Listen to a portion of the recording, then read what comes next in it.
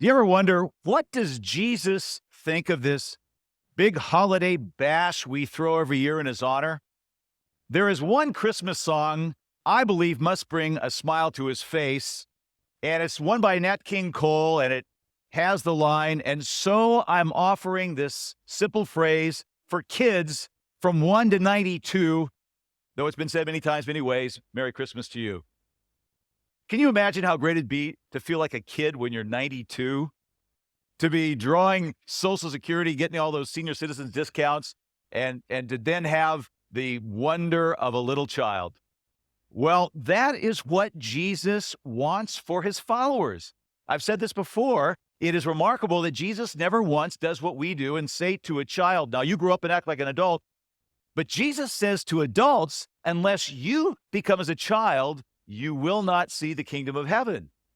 And so, especially in these coming weeks when the God of the universe slips into the ordinary life of a little baby, children become our midget role models for how we're to live during the holiday season. And so I'm offering you these simple words, the simplest words in all the Bible, I believe, from 1 John chapter 4, verses 7 through 12. And if in seminary, for seminarians learning Greek, these are the first words that we learn. When we want to read the Greek Testament for the first time, we turn to 1 John because it is the simplest Greek, simplest language in all the Bible. It just says, God is love. Love is from God.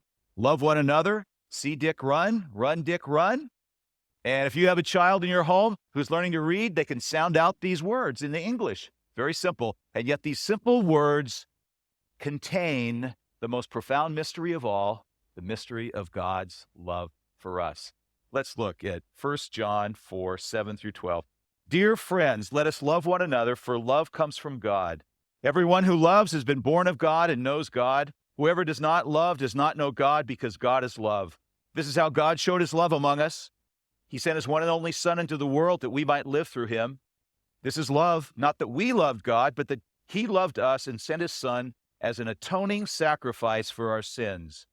Dear friends, since God so loved us, we also ought to love one another. No one has ever seen God, but if we love one another, God lives in us, and his love is made complete in us. Here ends the reading. One of my earliest experiences of memory was back in Sunday school, where I was sitting at a table with a bottle of glue, and it was one of those old-fashioned bottles of glue, some of you remember, with a rubber slanted top, and I was daubing the glue on a construction paper, and I was so young that I hadn't drawn the lines on the construction paper. Those lines had been drawn for me, but I filled in all the glue inside those lines, and then came my favorite part where I got to dump big gobs of green glitter on it, and then I dumped some red glitter on it, and shook out the extra on the newspaper, and I held up my masterpiece, and it said, God is love. The older I get, the more I believe that life starts out real simple for us, and then it gets real complicated and complex and convoluted. But then if you're paying attention, by God's grace, life winds up getting real simple again, as simple as God is love. A number of years ago, Candid Camera was conducting on-the-street interviews, and one of the people they interviewed was this big, hairy, burly, tattoo-covered, ponytailed, really scary-looking truck driver. Looked like he was about 50 years old. And the question was, if you could be any age, what age would you be? And when they asked him that, he was kind of dumbfounded and stared into space, give you time to think. And you look at this guy and you think, man, this guy wants to be 20 years old again. He wants to relive those wild and crazy nights when he got all those tattoos put on his body. That's what he wants. Then you start thinking, well, no, maybe he'd rather be back further. Maybe in high school when he anchored the defensive line of his high school all-state football team. But then you think again, no, maybe this guy has a hankering for the future. He wants to be 65 when he gets to turn in his Kenworth 18-wheeler and get himself a bass fishing boat and live the rest of his life, out in the lazing in the sun and stuff like that. The man finally looked at the interviewer and he said, 3. And the interviewer said, what? He said, yeah, I'd like to be 3.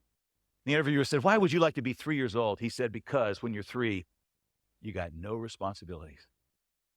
Can you imagine what it's like? Or could you even remember, let your memory waft back to back when you were 3 years old And maybe you were tucked in bed and you were cuddling with your teddy bear, drowsily aware of the voices of adults in the next room. If any problem came up, somebody else handled it. If there was an alarm that went off, or if there was a knock at the door by a stranger, that was in the hands of somebody who was a lot older and wiser, more experienced. They never went off duty. Food magically appeared on the table. Bills? What are bills when you're 3 years old? Wouldn't children be surprised to know that some of us adults have a craving to go back to be 3 years old, as we were in perhaps a good family? And yet, friends, that's perhaps why Christmas is so popular, because we see that little baby in the arms of his mother, and it reminds us that we live our lives in the arms of a sheltering God. But the problem is we're not 3 years old. We got problems. If there's an alarm that goes off in this room right now, I'm going to have to handle that, or we're going to have to handle that. And we got difficulties and struggles. And I don't know about you, but I've not been real successful in finding people who are willing to baby me. I've tried, ask my wife. But friends, the good news is that God never gets tired of babying us. And if you want to be forever young, just live your life as a child of God. Martin Luther has said that when God addresses himself to adults, he talks baby talk. Think of how God first revealed himself to the human race, to Moses, in a burning bush. Children are fascinated by fire. We say, Bernie, Bernie, stay away from the fire. God appeared as fire. And then the laws that he gave to Israel are literally in the language of kindergartners. In the Hebrew, what God says is, you know lie, you know steal. Very simple language. You know kill. The prophets told animal stories about lions and about sheep. And of course, God's ultimate baby talk came from a manger in Bethlehem. My friends, this morning, think of this as our playpen this morning. And our Father bends over and he speaks to us, his children. And he says, children, love one another, for love is from God. God's love is so simple. And you know what? We humans, we make love so complicated. This last week, I got online and I was looking at an online dating site, strictly for professional reasons, sermons and things like that. And listen, it said that love depends on 29 dimensions of compatibility. Well, let me read you what it says here. Think of how simple it was when we read 1 John, and think of this. It says, take our personality profile and get an instant objective feedback on yourself and how you relate to others. With this information, you will be ready to start receiving matches from our patented compatibility matching system, which matches you based on compatibility in the most important areas of life, like values, character, intellect, sense of humor, and 25 other dimensions. Holy cow. What are those other 25 dimensions? I was thinking maybe toothpaste tube squeezing, squeeze from the middle or the end, or how about backseat driving? That would be a good one. Man, our church told me a while back, he said, my wife drove all the way to Sea Island last week. All I did is keep my hand on the steering wheel. That was all I did. And so love, according to this, comes down to data you put into a computer in hopes of getting the jackpot of having come out the other side, this perfect, ideal person with whom you line up 29 for 29 in dimensions of compatibility. And this is a big business. It's so popular. Why? Because it's compelling, because it makes sense. It's logical. Sort of like investing in the stock market based on 29 key indicators or something. And of course, the stakes in your mate are much higher than your money in the stock market. And so if you use logic when it comes to your money, then my heavens, you should use logic when it comes to love. But of course, that doesn't work, because love does not follow the rules of logic. It was Pascal who said the heart has its reasons that reason knows nothing of. And when it comes down to loving a person, loving a spouse or a child or a friend or a neighbor, reason goes right out the window. And when God comes to loving us, he doesn't love us for what we are, which would be logical. God very often loves us in spite of what we are, which is illogical.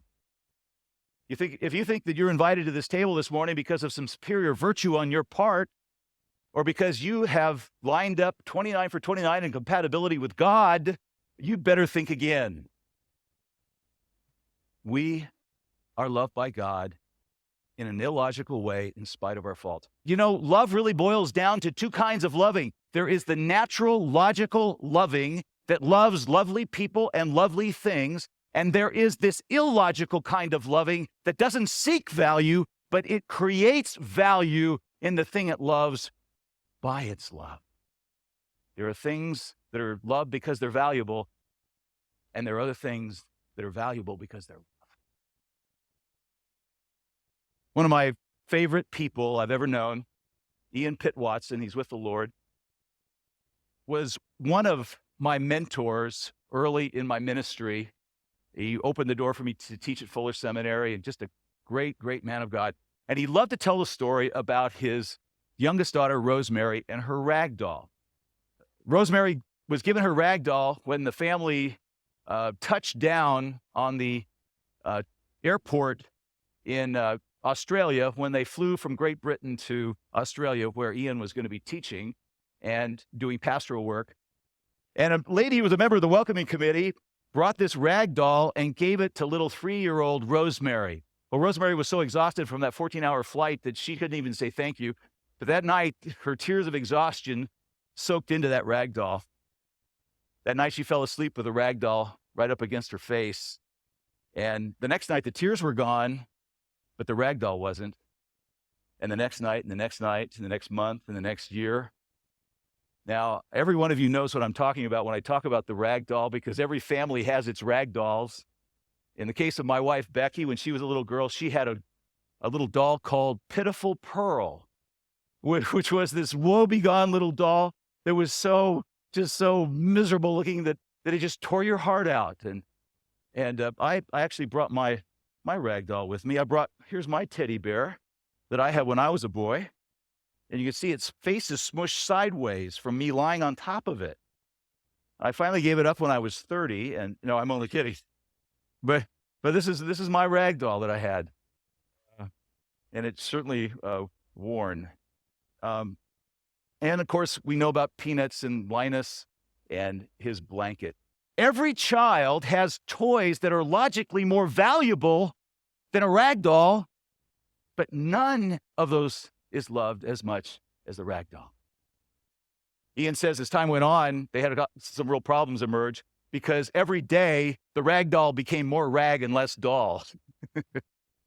And you know how it is when you try to clean up something like a rag doll, you just make it worse and dirtier and just yuckier and so they began to realize, well, maybe logic would indicate that you would take this doll and realize that its very best at the very beginning, it was nothing but a bundle of rags. And now it was a bundle of dirty rags. And what do you do with a bundle of dirty rags? Is you throw it out. But if you knew Rosemary, there was no way that would ever happen. If you love Rosemary, you love her rag doll. They were now a package. And she'd walk around at adult gatherings and she'd say hi to Ragdoll. Hi, Ragdoll. Do you want to hold Ragdoll? Sure, I'll hold Ragdoll. Tell Ragdoll you love her. I love you, Ragdoll. Love me. Love my Ragdoll. Now, is that logical? Of course not. But friends, it really happened. And believe it or not, thank God, it still happens. There are things that are loved because they're valuable, but there are other things that are valuable because they're loved. There was a prophet by the name of Hosea who had a wife who became a prostitute. Her name was Gomer, and no doubt that name didn't help her self-esteem much, I'll tell you, Gomer. But she sold herself to other men. And Hosea, you can imagine, was devastated. He was shattered. His heart was broken. And the logic in his mind told him that he ought to throw her out on her ear for being the filthy, soiled ragdoll that she was, because she was unfaithful to him, and he should throw her out. But he couldn't bring himself to do that because somehow there was this bond, this unbreakable covenant that he felt toward this soiled woman, and he couldn't let her go. And he said, now I know how God feels. You and I are nothing to write home about. You and I never go through a day without failing God in some way, being unfaithful to his calling in our lives. Paul says there's none righteous, no, not one. Isaiah even says our righteousness is as filthy rags. We're trash. And so we should be thrown out on this junk heap, right? But we're not. We are of inestimable value because of this amazing love that does not seek value, but this illogical love that creates value in that which it loves. We are God's ragdoll. And then the text goes on, it says, if God so loves us, so we also are to love one another. And then John goes even further and he says, if someone says, I love God and hates his brother, he's a liar. Oh, friend, think for a moment about the people in your life who you would love to trash. Who are your favorite trashy people? Or as my daughters say, who are the trash puppies that you know? The people, if you had it in your power, you would trash them. You would trash them socially, personally, financially, politically, professionally, every possible way you could, or I would. We need to be very careful because those people are also in that collection of God's precious ragdoll. Paul expresses love, he says, herein is love, in that God shows his love for us in that while we were yet sinners, Christ died for us. And all we're asked to do as we receive that love is to express that same love to other people. I think this applies to Thanksgiving as well. You know, the only way we're going to be thankful in the coming week is that somehow we can bring ourselves to love less than perfect people and less than perfect circumstances. Because life isn't perfect and people aren't perfect. And so often we go through the holidays, and I found myself doing this, just sulking my way through the holidays because it just doesn't measure up to my idyllic picture of a Currier and Ives Christmas. And so we just sort of go through the holidays. Nobody's good enough. The circumstances aren't good enough. I say this lovingly, but there are people in this church who live in a world where they believe that they work hard enough, they can get straight A's in life. Perfect family, perfect kids, perfect spouse, perfect neighborhood, perfect church, perfect everything. When in reality, the key to life is to let go of all of that and to glory in the wonder of your ragdollness. That even with all of my shortcomings and all of my failings, that I am loved with an unshakable, enduring, eternal love that will never let me go. And all I'm asked to do is pass that on to other people. That's why Jesus said that we have to be like children. A little over a week ago, the kids in our preschool put on a clinic for us adults on how we're to love like God loves. There was a birthday party for a special little boy. Peter's third birthday, and the director of our preschool sent me this email. She says, Vic, yesterday was Peter's third birthday. For most families, this means birthday party, gifts, friends, family, and cupcakes. But for Peter, turning 3 is a miracle. Peter has Zellweger syndrome and is deaf and blind. He has a multitude of health problems and is fed through a feeding tube. He cannot walk or talk. His prognosis is poor. Peter in his wheelchair was wearing a birthday hat just as were his friends. There was food, fun, pictures, grandparents. The children gathered around Peter to sing happy birthday. The children touched Peter, rubbed his head, jiggled his wheelchair, and talked to him. Unfortunately, the first time they sang, Peter was not awake. His grandmother reported he'd been up all night. About 15 minutes later, Peter woke up, and without prompting, the children sang happy birthday again. They gathered around him, claiming him as their friend. One girl exclaimed, Peter is my best friend. You see, the other children don't realize that Peter's any different. Everyone rejoiced in Peter's birthday. There was happiness in the room. Peter celebrated his third birthday at preschool, surrounded by friends. For a brief magical moment, Peter's parents felt they had a typical child. They forgot for just a minute all Peter's special needs, his illness, and their isolation. Peter had friends who did not notice that Peter was different. If I may say so, it's not that the children did not notice that Peter was different. What the children had was the divine insight that Peter is not different at all. That we are like Peter, and Peter is like us, and that we are all God's beloved ragdoll. The love that reaches out to you from this table is very simple. It has nothing to do with 29 dimensions of compatibility. It's just you have to accept an invitation from our Lord who says, take and eat. This is my body broken for you. This is my blood shed for you. Do this in remembrance of me.